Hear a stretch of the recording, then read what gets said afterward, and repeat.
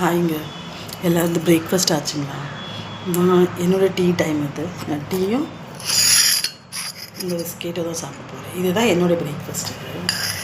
சரி, எனக்கு ஒரு கேள்விங்க. உங்ககிட்ட இல்லை, நம்ம எல்லாரையும் படித்த அந்த சாமிக்கிட்ட. ஏன்னா நம்ம எல்லாரையும் படித்தது அந்த சாமி தானே. அப்போ ஏன் அந்த சாமி பாதி பேரை ஏழையாகவும் பாதி பேரை பணக்காரவும் படிக்கணும்? சொல்லுங்கள். அது என்னது? அது பணக்காரங்கக்கிட்ட மட்டும் பணம் இருக்கும், படிப்பு இருக்கும், அழகும் இருக்கும். இது எல்லாமே பணக்காரங்களுக்கு கொடுத்துருக்காரு.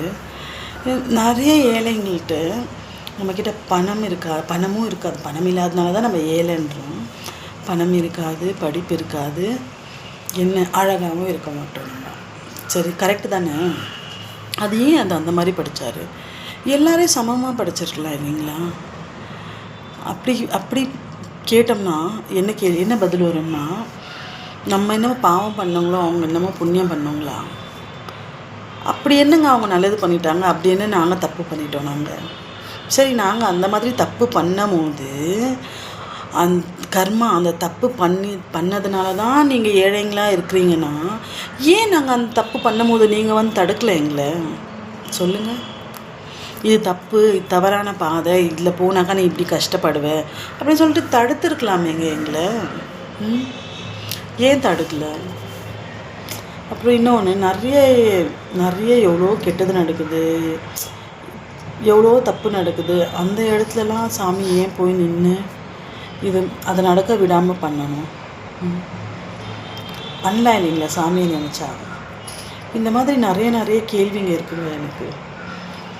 ஏன் அந்த மாதிரி நம்மளை மட்டும் இவ்வளோ ஏழைங்களாக படித்து இவ்வளோ கஷ்டத்தை கொடுக்குறீங்க? இவங்களை பணக்கார படித்து இவங்க வீட்லேயே எங்களை வேலைக்கு வைக்கிறீங்க. எங்களை நாங்கள் என்ன அந்த மாதிரி பண்ணிட்டோம்? அப்படி கடவுளாலேயே மன்னிக்க முடியாத அளவுக்கு பாவத்தை நாங்கள் பண்ணியிருக்கோமா? நாங்கள் அப்போ ஏன் அந்த பாவம் பண்ணும் போது நீங்கள் தடுக்கலை நீங்கள்? ஆனால் இந்த கேள்வி எனக்கு எப்போ அறிவுன்னு ஒன்று எனக்கு எப்போ வந்ததோ அப்போத்துலேருந்தே எனக்கு தோணிகிட்டே இருக்கிற ஒரு கேள்வி தான் இது. இதுக்கு இப்போ வரைக்கும் பதில் தெரியாது. ஆனால் நான் சாகிற வரைக்கும் கூட எனக்கு பதில் தெரியாது.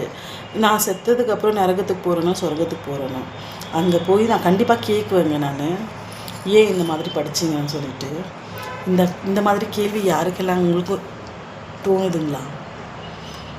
உங்களுக்கு யாராவது பதில் தெரிஞ்சால் என்னுடைய கேள்விக்கு நீங்கள் கமெண்ட்டில் சொல்லுங்கள். ஓகே, பாய்.